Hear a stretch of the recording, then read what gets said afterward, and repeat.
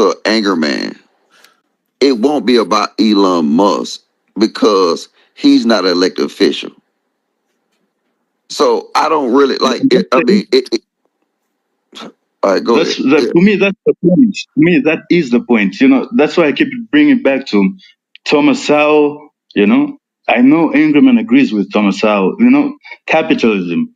If we're talking about democracy, America being, democracy, it's where business does not mix with government. Church does not mix with government.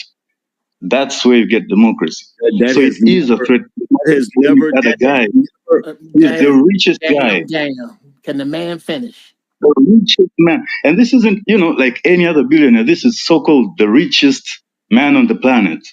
And what does he have access to? Like, seriously, bro. I'm coming with a genuine question here. Taking all that